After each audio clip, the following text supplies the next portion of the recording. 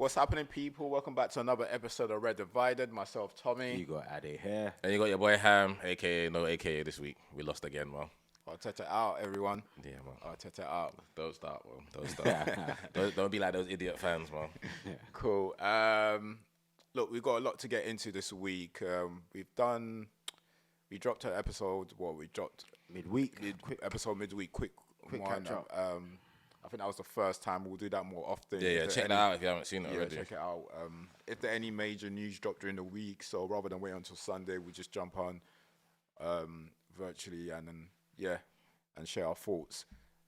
But first and foremost, people, if you could please subscribe to the channel, share this with friends or family, turn on your notifications so you know whenever we upload onto YouTube, and comment if you're watching. Make sure you comment if you're watching. Please subscribe. We need all the help we can get.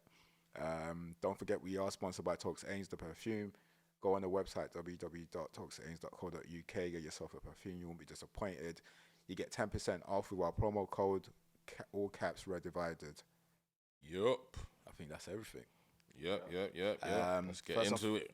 Foremost, let's just go straight into the Arsenal game, I think. We'll go into United a bit. With 2 games, 3 You games? guys played today? Yeah. Oh, The full of righteousness. Was that 3 games without a win? Who? Arsenal. No, we beat Preston 5-0. No, Premier League. Premier League. 3-0. Oh, because he just said 3 games. Well, Yeah, Premier we League don't, game. we don't acknowledge League Oh, Cup. no, we acknowledge. But you got you. Exactly. Are you, not this. No, we got the FA Cup. Yeah. You acknowledge the League Cup. Not the games. We were. Yeah, look, obviously, away to Newcastle is always going to be a difficult game. 100%. Never going to be easy. Look, rather than just going into, you can share your thoughts if you want, but there was one thing I actually spotted that I didn't think will be key to how you guys play. I've noticed it now, after a few games with Odegaard. I think I didn't realize how important that triangle was. Saka, Odegaard, and Ben White. Because obviously Saka always get doubled or triple man work sometimes. I think that triangle, that pattern between him, Odegaard, and Ben White is what releases Saka when needed. Trying to it's kind of like, in basketball, the term screening. When they do, I feel like that's kind of like what they do for Saka. But obviously, Odegaard's a bit more than that. I'm not just saying screening. Like, obviously, he's a magician as well. I've noticed he's trying to recreate that with Havertz, and it's just not working. And I don't think it's Havertz's game. He doesn't have Havertz doesn't have the intricacies to do that. He doesn't. Not the same player. Yeah, And they're have not the the same intricacy to player. do that. So I'm just wondering, I just want to get your thoughts on it, whether you spotted it and seen it, and why he keeps trying it, because they tried it against Liverpool as well. I noticed it, and it just, you're making the centre-back's jobs a lot easier. You're pretty much, they're marking no one, so empty space. And not like empty space, but Trossard and Martinelli are not on form. So they're not really, the space that they should be picking up, they're not doing anything with it. There's a few times Saka sent the ball into the into the brilliant box. deliveries. Great balls, and they were nowhere close to the balls. Just want to get your thoughts on that, because I picked that up in the last few games, and I didn't realize how important that trio was, and what your thoughts on the game. The points, you didn't get any points. Yeah. Thoughts on the game, quick. Yeah, no, higher risk, high reward for me, innit, with that. So when it comes to, you don't give the centre backs nobody to mark. Someone could say you're making their life easy. Some would say you're making their life hard. Yeah. Centre halves want to feel people. They want to know where everyone's at. Yeah. And when Havertz is making those movements where you don't know whether he's drifting into a 10, whether he's drifting out wide, then it becomes a problem for other players on the pitch. So who's picking him up? And if that means your number 6 has to go out there, then you're bringing out your holding midfield player. So it causes a lot of problems in it. So I understand why Arteta is trying to replicate that with Havertz. Yeah. It's just not going to work, because he doesn't have the intricacies like Odegaard or the IQ like Odegaard. Do you know what I'm saying? So for me, he has to stay up there as a 9 or as 9.5 as a battering ram. That's how I look at Kai Havertz now. I don't look at him as anyone that can play in the middle of the park unless it's needs must. Yeah. So him trying to replicate that with Odegaard, I understand why he's trying to do it, but I do think he will wane away from that. I think we're playing Inter Milan next, and we'll see what he does, which is interesting. Then we go away to Chelsea as well. see whether Odegaard's back for either of those games. But if he's not, then it'll be interesting to see if he has given up on that, or if he's just going to hone in on it to try and make it better, which is what I rate a lot of top managers. I don't really. I think if you've got a plan in your mind and you're principled, then try and see it out in it to the best of his ability. Don't just throw it away if it's not looking like how you want it to look straight away. Yeah. So, and onto the game, it was a nothing performance, innit? It was a nothing performance. Probably, if I cast out, probably the worst performance of the season. Definitely in the league.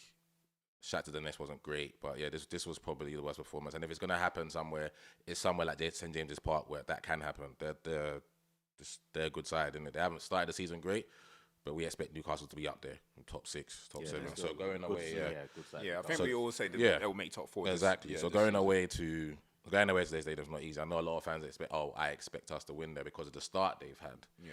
But I still respect them as a good football club, and I respect Eddie Howe highly. Yeah. And I think how they set up, I think we looked good first 15. We looked okay. Yeah. We looked like we didn't have a hangover from Bournemouth. So that was good because, you can go into a game you've lost one and you almost go into self-preservation mode straight away. Yeah. But I thought the boys looked okay. They looked okay. But then they get their goal pretty early. And then whatever Eddie Howe's game plan is, it's worked to a T. They've got their goal early. Now, what we've done in training, we're just going to do that. We're going to go to a 4-4-2. Joe Linton go out wide. Gordon wide. Pretty much a 4-5-1, to be fair, if we're being deadly honest. Yeah. And leaving Isak up there. And then whenever Saka gets it, triple team. Joe Linton, Willock, Lewis Hall. And don't leave. Because when I saw the lineup, I thought, okay, we might be able to get joy from their fullbacks because it's Lewis Hall and Livramento playing out there. 2 young lads, good players, but 2 young lads playing out there. And Cal Martinelli and Saka caused them more problems than what their wingers, Gordon and Isak's going to do to my players. Yeah. But Martinelli didn't do nothing to Livramento. Livramento probably didn't know he was in the game. Being dead on, Livramento probably didn't know he was in the game. Yeah. I'm saying, at least with Lewis is getting help all the time because it's Saka, and Saka's still putting in. I didn't realize Livramento was even that quick. Yeah, because he kept up with him. He's quick. Yeah, he kept up with him all game. Yeah. He kept on with him. So and I know for a fact, if you go through every manager, every other 19 managers in the Premier League, their playbook when it comes to playing Arsenal and Martinelli is show him down the line. Because he's going to do nothing else. Yeah. He's going to do absolutely nothing else. Yeah. You know what he's going to do. I know what he's going to do. Everyone knows what he's going to do. And if it doesn't work, he literally looks lost. If he can't just knock it and go past you, he looks lost. Yeah. Do you know what I'm saying? And he's got to almost look at someone like who was a legend in the league, someone like Ryan Giggs' game, where the Ryan Giggs' game was kick and push for a big part of his career. Yeah. And then when that wasn't working no more, it was getting found out. He found another way to become effective. And Martinelli, if he wants to stay in this team, he wants to stay in this side for the rest of his career, he's going to have to try and find something to adapt to his game because it's almost like certain games we're looking like we've got nothing out there on the left. And B, even people might say you don't have a great game, but he's still putting in 3-4 good deliveries yesterday. We could have scored from one of them. Yeah, cool. Do you know what I'm saying? He's the only one out there. Him, Thomas was okay. He's probably the only 2 that come out the game and say, at least we, you know what I'm saying? At least we tried, didn't it? Yeah. But I thought everyone else was lackluster. Middle of the park, Marino, Trossard, Rice, all off it. For some reason, I don't know what that reason could be. They had a week to be ready for the game, but they looked like Bruno Guimaraes and whoever was out in midfield for Newcastle, just looked like they was at it a bit more. First ball, second balls, and whatnot, and we just looked so lackluster. Yeah. But I just think both, in terms of both teams, the game lacked chances. There weren't that much chances in the game. I think the best. And when you go 1-0 up, you don't even need to create. Exactly. The best chance in the game was probably Declan's chance, that header. And that's right at the end. So I didn't really think, and little Newcastle weren't really. They didn't really offer much. They didn't offer nothing. But they scored early. They scored early. So there was comfortable, and I agree with you. I didn't think Arsenal was, at any point, you didn't think Arsenal was going to score. No, we didn't like scoring at all. And as I said, that's unlike Arsenal because you always create chances. You always tend to find a way, but you didn't this time around. Look, I don't think there's anything more than that to discuss really in regards to the game itself. The only thing I will ask is obviously there have been a lot of noise from the fan base. A lot, boy. Surprisingly, well, not surprised because that's football for you now. Disappointing. Where a lot of fans are now asking for his head. Where do you stand? Do you have a message to send to those people? Yeah, this is not. It'll be X-rated, so let me not say what I have to say. Let me not say what I have to say about them. But I just think it's ridiculous. I think it's ridiculous. Even I'm not entertaining those conversations with people anyway. I respect everyone's opinion in it. Yeah. And you're allowed to have it. You just respect the fact that I don't want to talk to you about it. If you want him gone, But I'm telling you right now, if you guys were Arsenal fans just like me and 6 years ago, and I said there's a man that's gonna come in, he's never managed before though, but he's gonna come in and he's gonna get you a trophy, and you're gonna challenge, not just challenge, you're gonna go down to the line 2 years in a row, you're gonna finish second, 5 points and 2 points behind Man City, arguably the best team this Premier League has seen. Every Arsenal fan would have snapped your hands off at it. Because we was doing nothing up until when Arteta come. We was doing nothing. We were just surviving. Top four was like, how many years would we say if we get top four? That's fucking brilliant, mate. If we get top four and throw in an FA Cup here and there, it's fucking brilliant. And now we've got someone in that not only are we challenging, around the stadium and around the fans, we've got Arsenal back in terms of how we play. The standards gone up. Your top Exactly. team When you watch us play, when we're on song, we're really, really, really good fucking football team. And that's down to him, that's down to the players, that's down to the backroom staff as well. We can't hit a bit of adversity now and everyone wants to go, where's the next shiny toy? Where's the next one? Go get me the next one.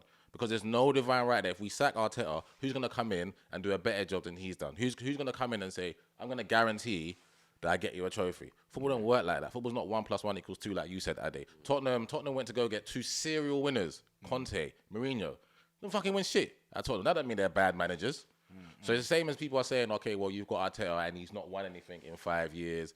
But for me, there's more to it than that. There's more to it than when a manager comes into the club, has he set the culture? Has he improved the players? Has the standards gone up? And then what is he doing within the context? Okay, he hasn't won a trophy, but what else is he doing? And has he got you in place in prime position where you're almost knocking at the way you expect, where you feel like you can win trophies now? And there's no Arsenal. That's why they're so disappointed, because they look at it and think, we can win the league. Why do you think you can win the league? Because you got a fucking brilliant manager in. Why do you think that, okay, you can go far in the Champions League? Because when we had Bayern Munich, I thought we could have beaten them, innit? And there's other fans that would have said, okay, we'd have got to the semi-final. I would never have said that 7, 8 years ago. We weren't even there. when you're dropping 10. Do you know what I'm saying? We weren't even there. So I just think now we've hit a bit. This is the first time I say we've hit a bit where the season started a bit shaky. Back-to-back defeats. I mean, not back-to-back, obviously, Liverpool draw, Bournemouth loss, this loss against Newcastle. And a lot of fans are thinking, okay, we've thrown the league's already done. So now it's just like, well, what's the next best thing we can do? Get rid of the manager. For me. Like West Ham fans. Yeah. For me, that's not the answer. For me, getting rid of Arteta is not the answer. It shouldn't be the shout at all right now. If you want to have that conversation, then you can have that conversation at the end of the season. We still got 28 more games to play in the league. We still got a Champions League campaign that hasn't really got underway. We're the quarterfinal of the League Cup. We got a favourable draw. We got Palace at home. We'll probably get the semi-finals, and then we've got FA Cup that starts in the new year and whatnot. If you want to judge him at the end of the season and say, okay, he's been there for 5 to 6 years and he's not won nothing, let's have a conversation then. Let's have a conversation then. But right now, we had a bad start to the season. What we all need to do is you want the players to get on board, back the managers, back the players, and let's see what we can make out of the season. We just hit November. I get it. No, I agree. But in terms of like the form right now, and I think you obviously expressed that it hasn't been great. Are you concerned in regards to like the league title, or what? Are you optimistic, hoping that you still think you can still turn it around? Yeah, I think we can still win it. Will we win it? I don't know, but I think we can still win it. The only skepticism I do have is the fact that there's 28 to go and we have to go and win 22 maybe, 22 out of that 28, and then if you maybe lose 1 or 2 and then drop a couple in draws. But if we do that, we're going to have to almost be nigh on perfect and hope that Liverpool and City drop points. But they will drop points. They will drop points. But irrespective of them dropping points, we have to go, like I said, we have to be nigh on perfect. Now, do I think that we're going to go and win 22 out of the next 28? I don't know. So I'm not right now saying that. What are we, 5 and 7 points off Liverpool and City? Yeah, 5 City, 7 points. Yeah. So I'm not sitting here now in November saying the league's done. We've thrown it away. No chance. I'm not saying that. We've still got a lot to play for. We've got 28 games to play for. Yeah, definitely. Obviously, last season you've proven that you can go and win games. Yeah. 17 out of 19 is how we 17 finished last season. The only obviously different this year is that we don't have that December break. I think no Dubai. No Dubai. So that helped you massively last year to recruit and just obviously to galvanize yourself. I think you took them to Dubai for a while with their family. Yeah. We come back and we was on fire. Yeah, you came back, he was on fire. So you obviously don't have that. So I think pretty much every team, whatever, if they're in bad form, whatever it is, they need to fix it on the job really. That Yeah, there's 100%. no time to. Yeah. But look, there's a lot of time to go. A lot of games to play anyway. So we'll see how that gets on. Just a quick preview on the 2 games you got coming up. 2 tough away games. The first one will be Inter Milan. You've been to Italy already this season. That was a great performance. I think it was fortunate to get a draw out there. I thought you were telling me if I've been there, because I have been there. I thought you were referring to you. I'm like, wait, hold on. Don't say, oh, he's talking about Atalanta. Yeah, but you have been to. But yeah, to be fair, you've been to Italy as well. What do you expect from the Inter Milan game, and then what do you expect from the Chelsea game? The Inter Milan one, I'm going to watch the game. I'm really looking forward to the game because I really, really I like difference anyway when it comes to football, innit? Yeah. And I like how Simone Inzaghi's got it in the setup. He's adamant that he's going to play 3 at the back, 2 wing backs, no holding midfield player, and 2 centre forwards. Completely different to how my team plays. So I just want to see how we go up against that, innit? And see what Arteta does up against another top manager. I'm just looking forward to a really, really good game. Because this format, I still think that whatever happens, we're going to get through, innit? We'll get through to the knockout stages, innit? So I just want to see a really, really good game. And I 100% want to see a fucking performance. But I just want to see a good game. But more importantly, the Chelsea game, that's almost turning in, not almost, it is, we have to win the game, innit? It's not a draw, no draws. Can't draw. Can't draw. I know we got a 2-2 draw there last season. Yeah. And Chelsea looked good. Chelsea look good. A lot of talent on the show. But I think if we're going to turn our season around and it's going to start looking in a steady trajectory going up, then a massive away win at Stamford Bridge. And then you're looking at maybe Odegaard comes back in that game or after that. Because international break after that, isn't it? Yeah. So, yeah, massive. So, yeah. I think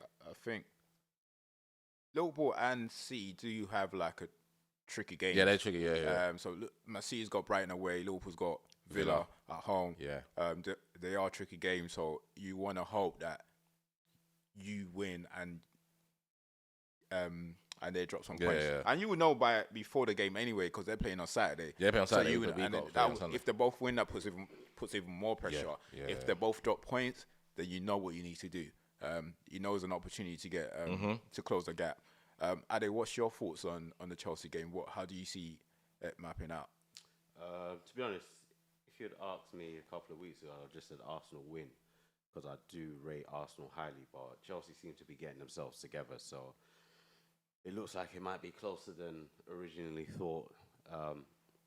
Chelsea got the ability to score. You guys aren't keeping the clean sheets that you used to. Mm-hmm. Chelsea are playing with confidence as well, which, like a few of the last games where you just absolutely whooped them, I think 5-0. Yeah, I think that confidence will help them come into the game. So, yes, it's a big game. I think worst case you come away with a draw, and I would like to think you win. But if you don't show up, Chelsea will take all points. Yeah. Like they've got a competent group of players. As much as we gave them stick with how many players they bought, they seem to have whittled that down to the actual ones that are going to play now. Yeah, definitely. They're coming across sensible. Like the manager's gotten them playing sensible football. I still do think their defense is their weakness, though. Yeah, it will be. It's young, innit? It's young. You're playing Cole and Fofana in there. Yeah, and Cole, he's temperament as well. I think he can be going at, but whether you guys don't have the guy that's going to wind them up totally for him to get that red card. Havertz good. Havertz always getting into it with defenders. He could, but because I think he's one to target because his tempo is a bit nuts. But yeah, if you don't show up, they will win. But I'm thinking you guys get the win. Worst case, a draw. Cool. Yeah, you have to show up. Yeah, I think it'll be a tight game. I think you're right about Chelsea centre backs. They never look comfortable. Never. Every time I've seen them play, and I'm not too sure. Even those, the only consistent player there is probably Colwell, right?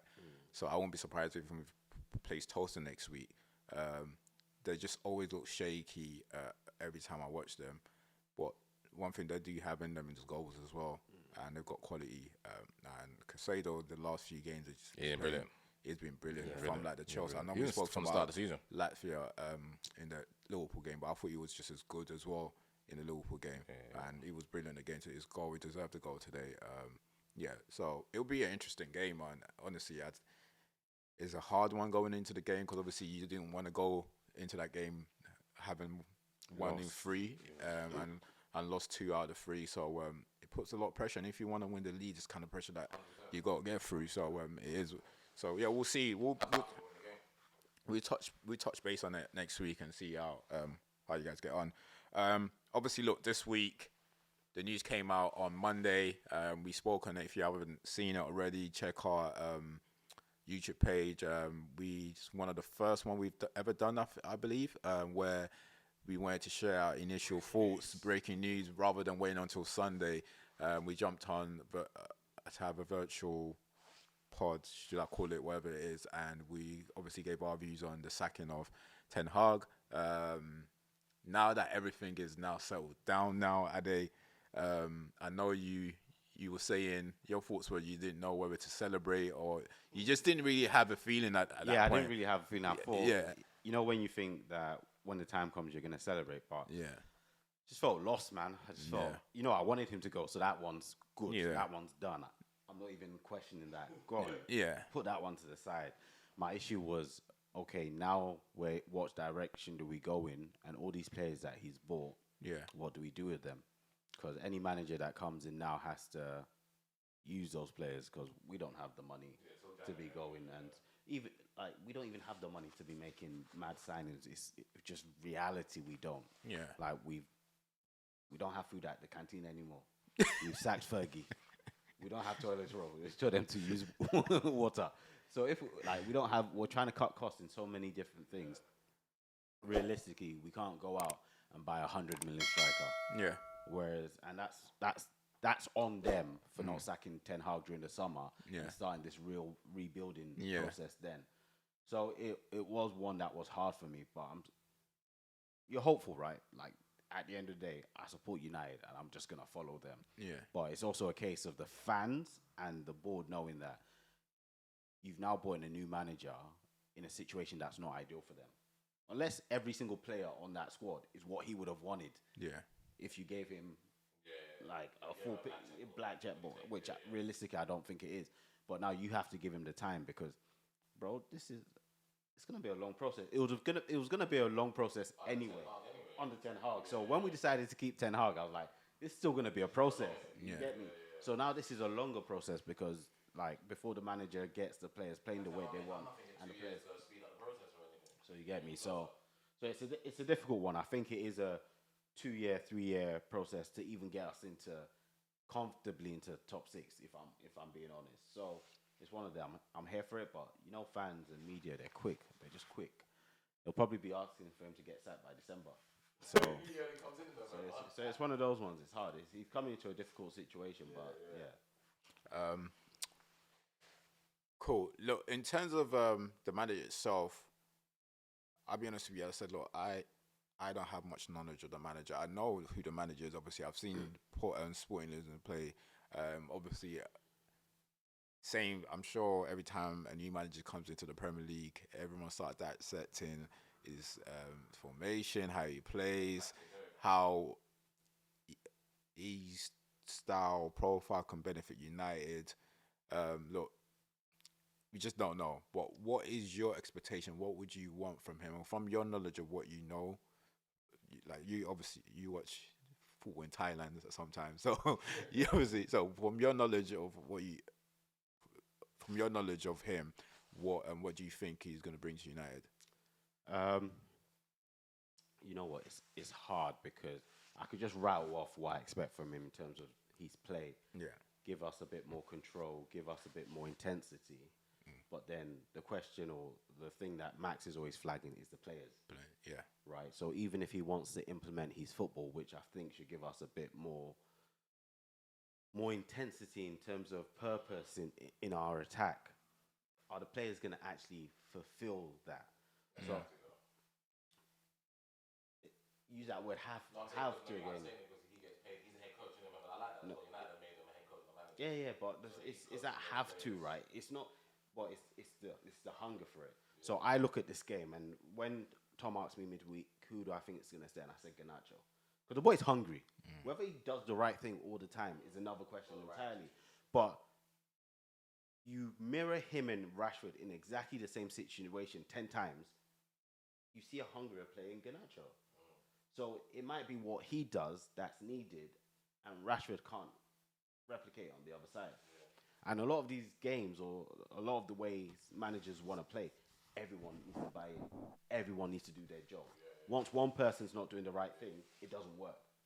So that's going to be, I think, the hard situation.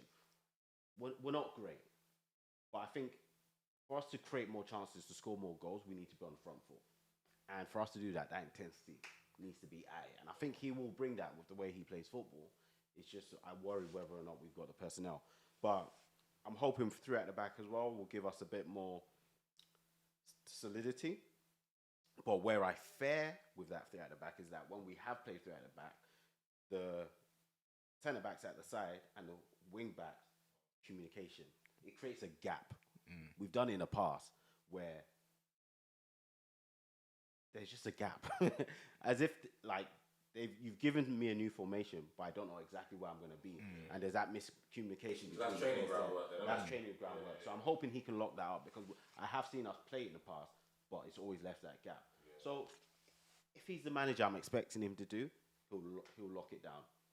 And it goes back to players that are able to fulfill that role, right? Because if I need somebody of a particular profile to make that solid, and I don't have it, then it's going to take a while before it actually shows on the pitch. Do you think it's something that in terms of the players, that's something like the board in you think they would have thought of, because they will want to bring. I just said we don't have money to go and splash buy new players, so the manager that they'll bring in will have to be in line with. I don't think it can be. There's a limit, right? Like, yes, we've got these players, and there's a manager that plays the kind of football we want to play, but you're not going to say that every player fits the profile of what he needs. I'm not saying every player fits the profile. I'm saying they will, like, in terms of the manager want to go and get, they will have there will be an understanding that, look, we can't go and splash and build a new team for you. Agreed. So you need to make the most of these players. But then he would change. It doesn't change. And I get whether or not they can do but for him, and if he agrees to it, say, okay, cool, yeah, I know you can't go and splash and buy me new players. So I trust that I can get the best out of these players. So that's my point. So in his head, he's gonna think, okay, is the challenge that you're giving me? Yes, I can. So he's probably told him, because if he says no, I can't, then I don't. Look, we know that I don't think in this real world. How many people say no? I can't. But he wouldn't have said no anyway. How many? So we won't even know. In this we wouldn't know. We wouldn't know. Yeah. We wouldn't know. But as I'm saying, with him, he said it himself anyway. He said, look, he told them, let me come at the end of the season. And they're saying it's now or never. Yeah, and if he had guts, he would have said no. Yeah, because if you wanted to wait till the end of season, if you were a manager that had the guts, you would have said no. So that goes back to you have to get the best out of them. You're not going to say no. You're going to say yes. And even if you say yes, you are believing in your ability. It still doesn't mean that when you get there, Rashford society is not doing anything. Of course. And I think for him, really, is when he gets there is, and I think you are rightly so. Not all those players are going to fit his profile, but he is going to get a bit of money to spend, and that bit of money is him identifying what's important to him in the way he plays, and trying to identify a player that can fit in that. I might not be able to fix the rest. Go Ecuador. Yeah, I might not be able to fix the rest. They might not fit the profile, but when I do get this money to spend, I only need to identify whatever is important, whatever is the centre back that's important to him, or he feels like the centre midfielder or the striker that's more key, or the wing backs is more key to his system, then he's going to spend the money on that. Because we are going, if we're realistic, because if we say that we were on the borderline of PSR rules, realistically, we don't have that much money to spend. We spent 200 million in the summer. We have to go and find useful players. So when I watch football, and Tom said, I watch football everywhere, and there's certain attributes that are better in different countries, right? So if I'm looking for someone with energy and pace, like wing backs that fulfill the requirements, I'm going to South America because they play football at 100 miles an hour. So I think it's those situations that you can't be looking at the top leagues and saying, oh, that player, that player 60, 80. Perfect profile, but he's going to cost me 50, 60 million. I might as well go to South America, pick up someone for 10 million and mold them into our own. So I think that's what he's going to have to face until we can offload the likes of Anthony And the other ones that are just not Him going to and be the here. board though, because he won't have. Like, Yeah, Oh, yeah, 100%. Because But they'll speak. Jason Wilcox. Yeah. He's got the right setup now. But we Yeah. know we can't be spending money. Yeah. They already know before you even come that this is the remit and it's what we can. Yeah. But when I look at that, you made a good point about the whole Rashford and the proper. I just like if I'm a United fan and I'm watching my manager come in, I'm fuck the players now. The players have let me down for years. And I'm a United fan, innit? So I have no favourites. I have no favourites. Yeah. With the Arsenal team, yeah. So if I'm Amorim and I'm like, okay, cool, Rashford is whatever he is to us now. But if he's not doing what you think he needs to be doing, then feel no way to take him out the 11. 100%. And take him out the match day squad. No, 100%. And also, if you feel like, listen, we got to offload, then let's offload him. 100%. We're ready for that. Keeping him around. Yeah. Bro, we're ready for that. What else to do? Yeah, and I think you are right. I don't think there's a fan. But there are some. I don't. As a United supporters, anyway. When I look at that team, I have no loyalty to one player. Yeah, None of them whatsoever. Because as you said, like they've let us down so many times. We brought in so many coaches. You've been so inconsistent. So why would we? So if the new manager comes to say you do not work for me, no one's gonna. I don't think anyone is gonna contest that. Like if you support the club. Yeah, simple as. Yeah, simple as. I wanted to come in and make tough decisions. Like, Yeah. You already know. I don't like Luke Shaw, innit? I wanted to come in and say, you've been unfit for 100 years. Yeah. You don't think? Get rid. We're not going to renew. We're not renewing his contract. We're not renewing his I'm contract. going to find a left back in Thailand or Malaysia or and bring him in. And Tyrone Malacia, guess what? You're also not good as well. So you're going to go for them. Yeah. And go get me a left wing back or someone that can actually do, and then let him be judged on the players that he brings in. Like the style of play that he puts into play. Because right now, I think he's wrong in saying he wants to come to the end of the season. I think if he comes now, he gets the grace from United. Yeah. You don't expect to do nothing like Nothing. 8 or 7. Yeah. Okay? I think that was a risky statement to make, but I think he said it for the sporting fans. I think it was. Well, then it's important to watch the actual interview because a lot of his interview was more not towards United fans. It was appealing to sporting fans. It was trying to appeal to sporting fans. Like, look, I know obviously I was gonna leave in the summer, but he just didn't want to leave with a bad taste in the mouth. Like basically, he wanted to live in a cordial manner, and I think that's what he was doing. That's what we're trying to get that because he kept on saying, "Ask the president." I didn't want to leave. I spoke to the president. The only club we've ever spoke about that I was going to leave for is Man United. He said he spoke to Man United in the summer. They spoke in the summer. Obviously, for whatever reason, it didn't work. So he's probably the thing about the summer is what Ineos probably spoke to a lot of managers, and at the back of their mind, they also thought, okay, cool, it might not be the right time, but it also gave them an idea of where they need to go to if it didn't work with. And I think that's why it was so quick to turn. And both have started this new seasons. Okay, we've decided to keep you, not go for him. We've given you both X amount of games. Yeah. You've seen that you're doing fire, and this one is doing nonsense. Yeah. So like, and then I think whether this is true, but the Athletic, but it probably is true with the Athletics. They wrote a report, and Athletics was saying they really liked him in the summer, but the reason why the Ineos was a bit skeptical was the system we played the 3 at the back. They wasn't too sure whether he was able to translate that, however it will work with United or had the right centre backs, whatever it is in the team to help him.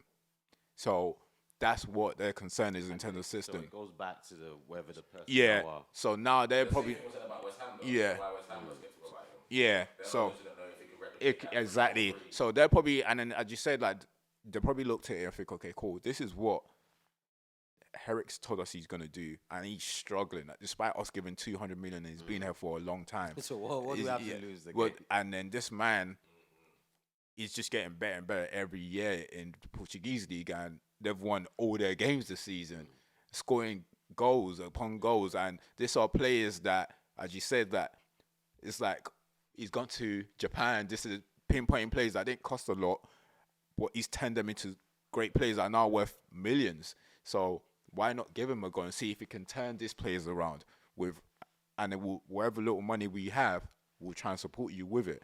So, and I'm guessing that's probably where it will come from. But look, it's a massive, massive job, and a lot of managers don't realize until they get into that job. I think first and foremost, for me, I just want him to be able to handle the media and his personality. If he can handle media, it does well go into a lot of those press conferences winning that battle, I think he'll win the battle with the players as well. Like the pressure of the media, just Ten Hag just didn't deal with it well. Started talking shit. He just didn't deal well. Your first couple of games, but you come out talking sense. Cool. Cause Ten Hag was talking sense at the start. Remember, he went off on a tangent after. then he went, We liked him. Remember, we liked him. Yeah.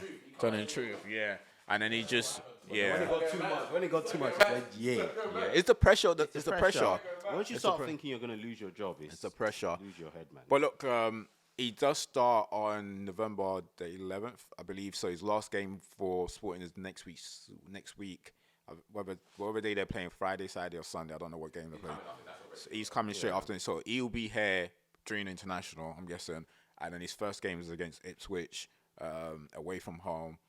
So look, we'll see how he gets on. For me personally, Get Ganacho before that game. for me personally, honestly, I don't have an expectation, and I feel like for fans, sometimes it's all right because of what we've been through. It's all right to say I don't know. You don't have to like start always have an make answer. I have an answer. It's all right for you to say I don't know. It's as simple as that. We shouldn't know. We actually shouldn't know. Don't start lying about he does this, he's gonna do that. If you don't know, you don't know how it's gonna be. I honestly do not know, and I have more hope on Ineos thinking, okay, cool, like they will do the right thing. So all my hope is on Ineos, like this is the right man, and if he comes on to do what, regardless, I'm gonna support the manager anyway, and see how he gets on, and hopefully it works, man. That's all I can say. In regards to, is there anything else in regards to the new manager we want to discuss, or shoot? I definitely look forward to seeing him in the league. I love the fact that his system's going to be different. Yeah. See if it can work. Like I said, I like difference as long as it's in keeping of how I like to see it in terms of control. Yeah. Control, domination. I think you can still get that with the system. Of course, yeah. 4-3-3. Yeah, 100%. And then you see that with Xabi Alonso with yeah. That's the first thing I'm looking forward to seeing, how he implements his style here, seeing the players he keeps, seeing the players he lets go. But ultimately, obviously, I want you guys to fail.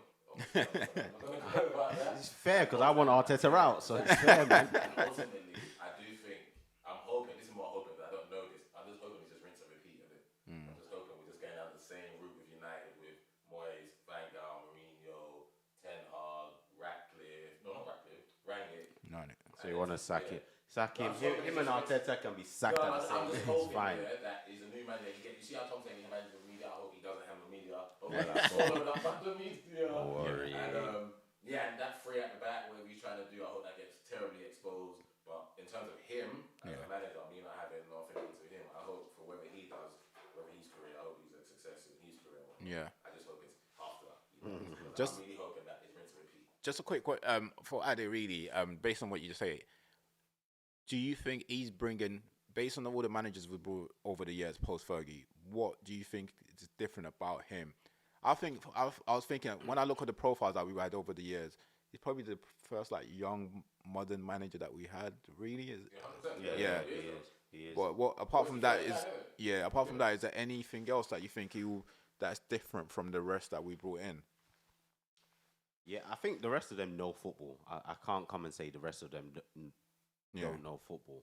But I think he's modern, and I feel as if he's modern, but I think he's also built from the ground up. And he's built up from the ground up in the modern age. Yeah. Right? So he's seen the new ways of playing as opposed to the old ones that are just rigid. Yeah. And ultimately, we all like David Moyes, but we all know that he plays a certain way of football because of when he grew up. Yeah. It's just the way it is. So I think he will give us that new dimension, and it's just to see whether or not it works. Because Ten Hag's one should have been a new dimension as well, but for whatever reason, it didn't work. And he couldn't put what he was planning onto the pitch for us to see. But do you think he does, Amarim, more than Ten Hag? You think he gets more out of this United team than Ten Hag did in 2.5 years? I'm not a wish, but I'd like to think so. I would like to think so. From what I've seen, read about. It's hard to get. Like Tom said, Tom made a good point in terms of saying fans saying that, but it's hard to get. If you give us 2-3 years ago, we would have said Ten Hag, Ajax played good football. Champions League semi-final, good young players. Then it was captain at 18, I think good young That's why we're not trying to be stupid. And then now this man has come from the Portuguese league, which is probably on par with us. Yeah. He's young, he's 39, he's got a different style of playing. Look on paper, it On looks paper, nice. bro. Yeah. That's why when you ask us questions, And 2 years later, we want him tell all that. we tell you we don't know because that's just the right answer. Anyone that comes and gives you an answer, you're an idiot because you don't know the future.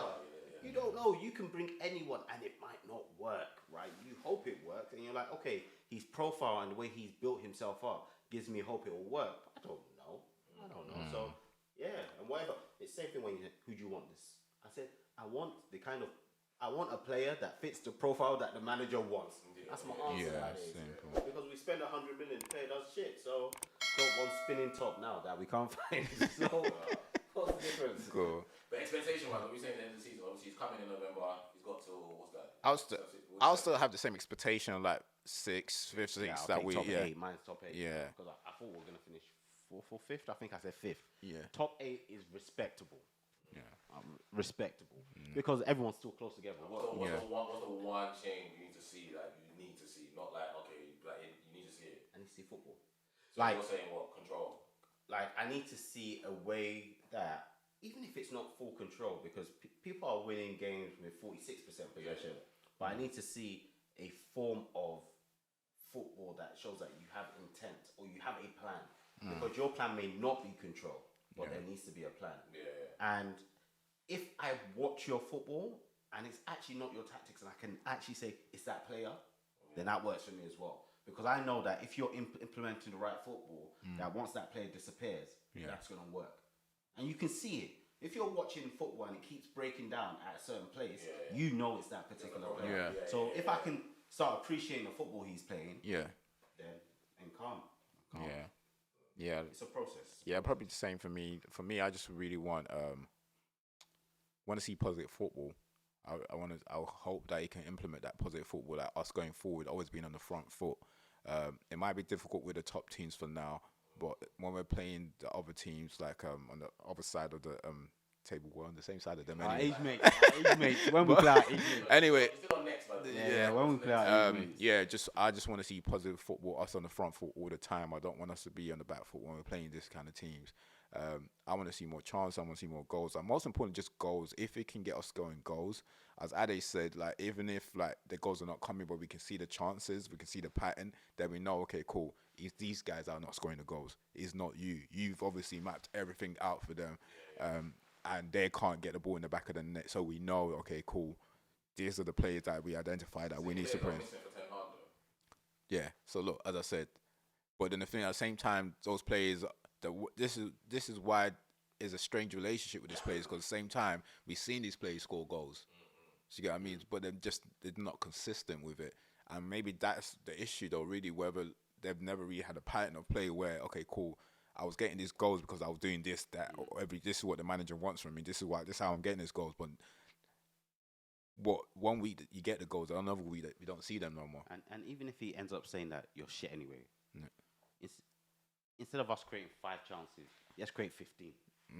So now the possibility of you scoring has increased just because we create more chances, even though you're as shit as you were before.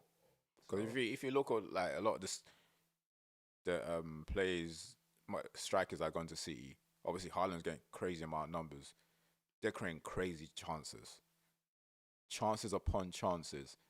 So even if so the rest haven't been able to convert what Haaland's converting, but they were still getting Sterling was getting goals. Everybody was eating. So you've hit that well, because this is something I was thinking about before I came here. I was like, before I left home, I was thinking, football doesn't. You can improve without your football improving. Your actual footballing with your leg, if you just made the right decision. City were scoring those ridiculous number of goals just because they were making the right decision. Some of us will say they're sweaty goals, they're passing it across, but they made the right decision. They passed it when they should have, they shot when they should have, because which one made the most sense? And that's what they did. So even before you start training the pitch, if you can get these players to know, if you see that guy free, bro, it changes the game 100%. The Wolves and Crystal Palace game yesterday, the amount of poor passes, that game could have been 8-8. Wolves' first goal came from a ridiculous 2-on-1. You make a poor pass. Wolves equaliser last week, a poor pass. Yeah. That shouldn't be made. And it changes stuff. So if you can just improve on that, it by itself. The good point you made that is the top teams Made the right decision. exactly more often than not. More often than not. Yeah. Every game. Every single time. But more often than not, and the key for me, I always say this when I'm playing as well, don't get bored of doing the basics. Yeah. So if that pass inside works, don't fucking stop doing it. Yeah. Don't get bored. Don't get excited. See that Try White and something else. Saka. Yeah. Don't get bored if the pass that you guys make to each other, you guys pass each other 30 times a game. Don't get bored of it. Because that 30th time is when it's going to lead to something on the score. But the other 29 times is part of the process as well. I'm saying it's part of the process. Stuff breaking down. Don't worry, let's go again. You know what I'm saying? You have to get it. And I think United have to start. For me, and the only thing, if that was to answer the question I asked, I just need to see repeat patterns. When I watch United play, I need to see patterns of play where it's just like, it doesn't have to be the whole 90, but it has to be patterns where I'm seeing the way Martinez receives it from Onana and then tries to get it through to Kobe and then tries to play through the lines to the striker. Do you know what I'm saying? So there has to be patterns. That's how you're going to believe that. Okay, so what we're doing in training, I want the managers asking for them, they're implementing in the game. Now they can't do it for 90 and they can't do it all the time, but the intent is there. The intent to make the right passes is there. And for me, that's almost, I think the new manager will do that. The fact that he's a young, energetic, you see it with Brighton, you see it with Brighton, they're managers, young, energetic, you see it with them, it's like, they could have easily been forward. I'm sure we're going to get against it. They could have been 4-1 yesterday against Liverpool. And that was all because just passing through the lines at the right time, making the right decisions. Cool. Yeah, look, there's a lot to get into. Just the last point, I also want to hopefully see a lot of energy. We don't have that on the touchline. A lot more energy, a lot more like a great connection with the fan base, man. The fans in the stadium, we don't get that, and just most importantly, the young ones, that Garnacho and Kobe, just punish them up. Like, they're a bit raw at the moment, so if he can, like, those are the one that his focus should be on. Like, if the Bruno and the Rashford are not going to work for you, let them go. Let's replace them. Let's find someone else. The young players that you want to build, he should just pick players that he want to build his team around. And the three that from the top of my mind, I will think he should be like, obviously Euro, Kobe, and Garnacho. He might have a different idea when it comes. But if you look at our style, the players that we have right now, then those are the three that. Yeah. But yeah, look, we don't have time to go into the Chelsea game. It was a shit game anyway. Yeah. There was only thing to be. Yeah, Casado was good. Just a quick one on the red card, potential red card. Do you guys think it was a red or not? That was the Martinez tackle. I would have understood if they did give a red, but after watching explanations and stuff, I think yellow was probably right. Red. Could have broke his leg. Could have killed him. But we done the same in that Palace. I don't know why he's tackling it like this. Animal. But yeah, the scoreline is exactly what I predicted. So yeah. You guys are, that's 4 points. Remember, we said 6 or 7. You guys are on 4. Yeah, 2 more games to go. What's wrong? Cool. All right. Next one. Next game is against Leicester at home. So then Ipswich. So that's end up on 10. Big boys. Big boys. I'm still going 6. Yeah. All right. Okay. Cool. Just to. Do you guys just quickly with the Chelsea game? Do you notice any difference underneath Van Nistelrooy today? No. Tanago, you did nothing. It was just I thought it was poor. I thought it was poor again. Oh, it was. I didn't watch the game. In the middle, Garte and Cambiaso, they just reminded me of Casemiro. It just reminded me of Fred and McTominay the way they were playing today.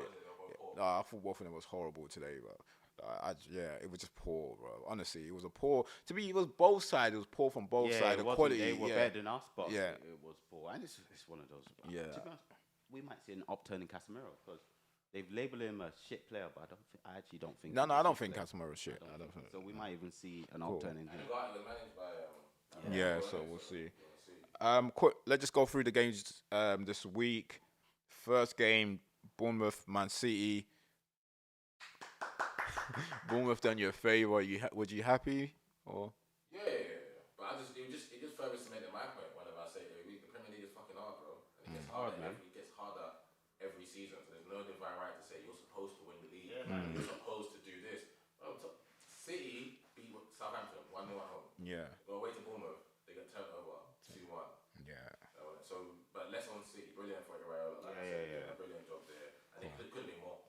Edison made some good saves. Could have been Carl Walker had a shocker, They dealt with him. bro. They dealt with him. Dealt with. He had a Dealt with him. No, but you know the reality is that there are times where your age does show. Yeah, where yeah. You have to reinvent yourself, and it's the same thing that's probably happened to Robertson. Yeah. Robertson No, this is the dealt with him. dealt with him. Still made some recoveries, but yeah, they dealt with him. Yeah. Cool. Ipswich Leicester 1-1. Yeah, I don't think that was a second red on Calvin though, man. I think if it stays 10 minutes, we win that game. Yeah, I think so as well. I don't think it was a second yellow. But I you can't know, say I've seen it. So they would like. I think they were. They needed this game Ipswich. If you want to stay up, these are the games that you want to get the points from. Yeah. And it seems to be ticking along. I can tell that he felt hard done by Kieran McKenna. I thought he had a case. Yeah. I thought he had a case for the pen, and I didn't think Calvin was a second yellow. And I do think if they get the pen, go 2-0, they win the game. Or if Calvin stays on, they win the game. Fair. Liverpool came back and beat Brighton. As you said, look, Brighton had chances. They could have scored more. But look, they're now 7 points clear from you guys. There was it 3 or 4 points clear from City. I can't recall. Two from City. Sorry. And look, they keep answering the questions. All they can do is obviously win the games in front of them. And despite the challenges, we keep saying they haven't played tough games, but they've played a few now.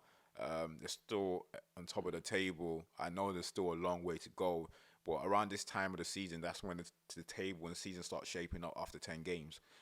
So if they are on top of the table after 10 games, look, they can be like, it can be a tough task for Arsenal to crawl 7 points back from them, but it's still a long way to go. So we'll see. I don't think we weren't saying they won't challenge, but yeah, they're still. Yeah, I still don't look at them and think formidable. I don't see that from the football they're playing. Yeah, exactly. I still see a lot of chance creation from other teams, and the surprising thing for me is at Anfield as well.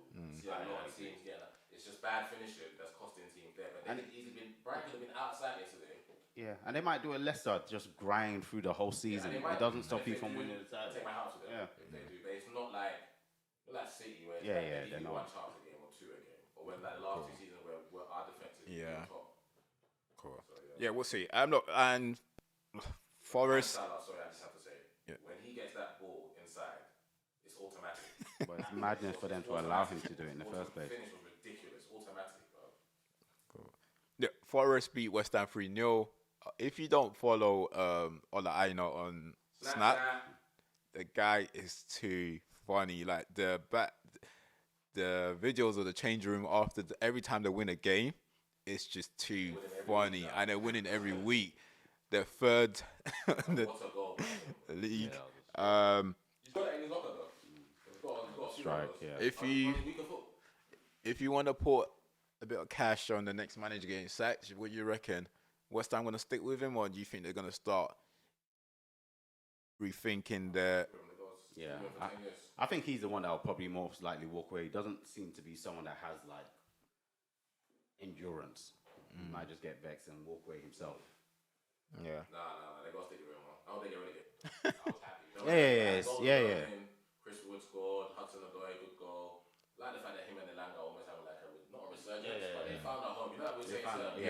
We said it off air, innit? Like, look, man. I was talking about Moses Keane, innit? Yeah. Players that move around and just find a home eventually and flourish. Happy for Callum Hudson-Odoi and Elanga. Both Chelsea and United exploits. But you probably thought, you don't know whether Elanga was going to be it, but you hoped he was going to be it. Same as Chelsea with a hope. Yeah.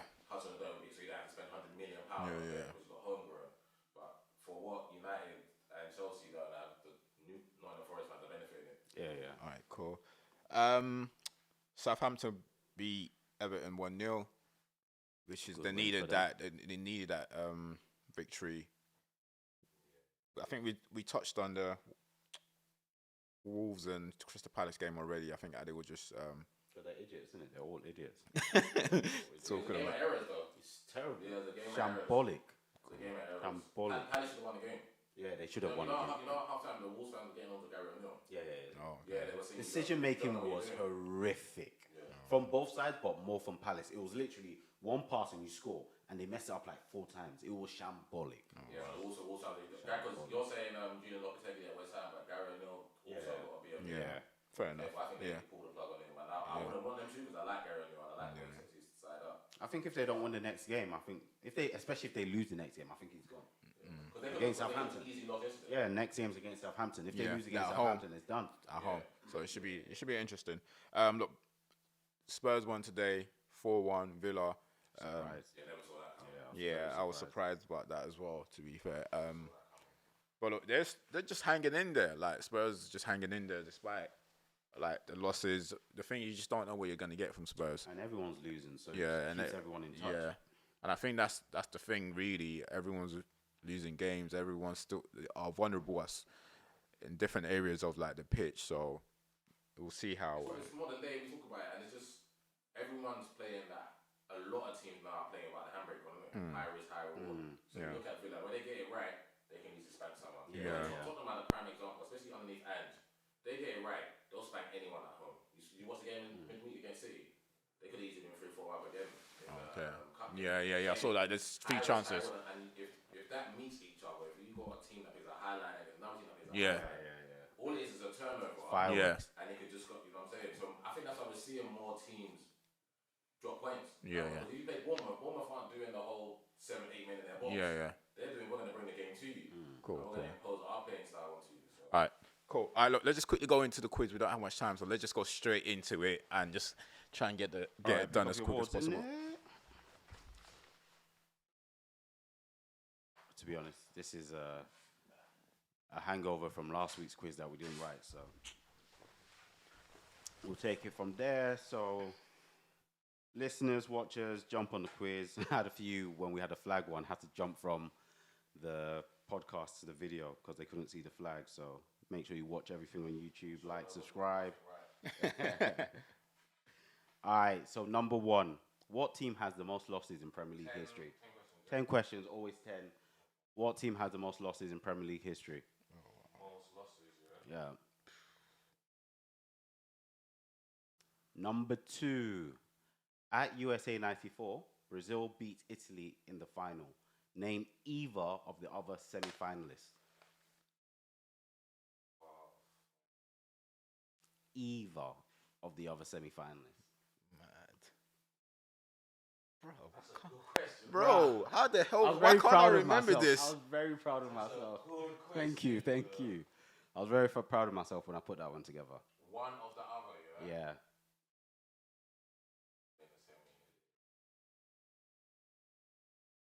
So you got 2 options there. All right. What is the Brentford FC stadium called? Oh, sugar. I should know this, by the way. He was there. I was there. Oh, I can't believe I don't know this. And I'll take either of the 2. The actual name or the sponsorship name. Oh, I messed this one up. All right, number 4. Name me a South African player to have won the Champions League. African. Yeah. Won the Champions League. Yes, please. Thank you.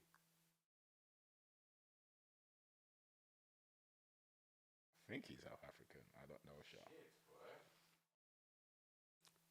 Right. Just rather be in shit. He's only South African. I'm moving to question 5. Dietmar Hamann moved to Liverpool from which club? Yeah.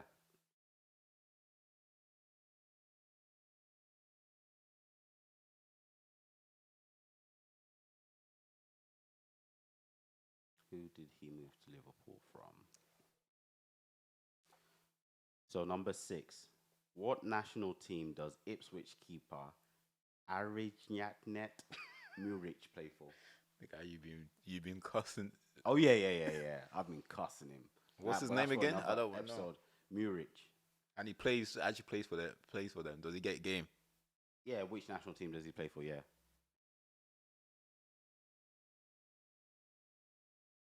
That's number 6, yeah. So number 7, which nation has won the most Ballon d'Or awards? Ooh. What's the guess?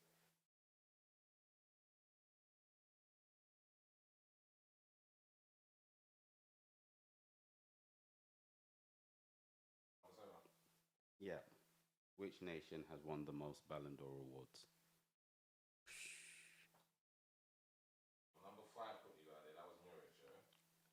Number 5 was Haman. Which club did he move to Liverpool from? So number 5, Haman. Number 6, Muric. Number 4, South African player. Oh shit.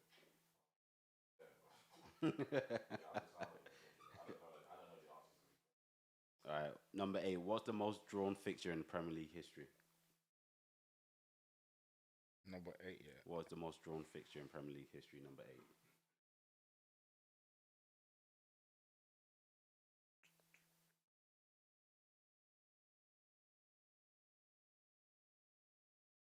Number 9. Which country won the Euros in 1992, even though they hadn't qualified for the tournament?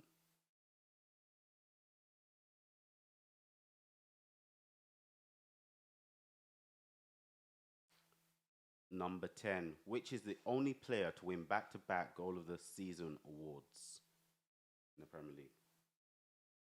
Back-to-back goal of the season. Awards. Oh,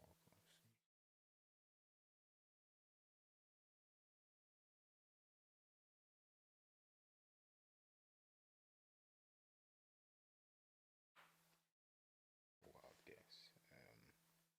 What's number 8 again? Number 8 is the. What is the most drawn fixture in Premier League history?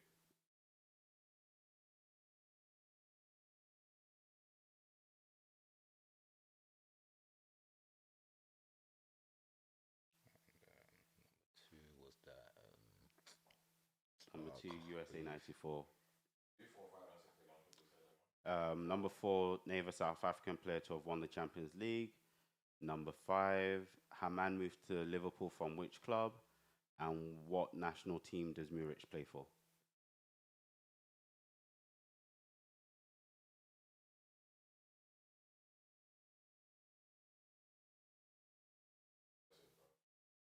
All right, sweet.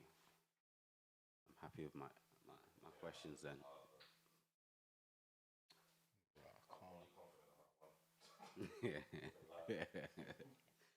All right, Tom, you done? Yeah. All right, turn your balls, please, and let's rattle through the answers. Cool. Which team has the most losses in Premier League history? Everton. No, I got that wrong. At USA 94, Brazil beat Italy in the final. Named either of the other semi-finalists, Bulgaria or Sweden? Yes. Sweden.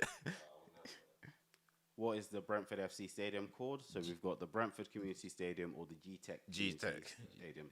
I got G-Tech Stadium. That's. I'll give you half because G-Tech. community.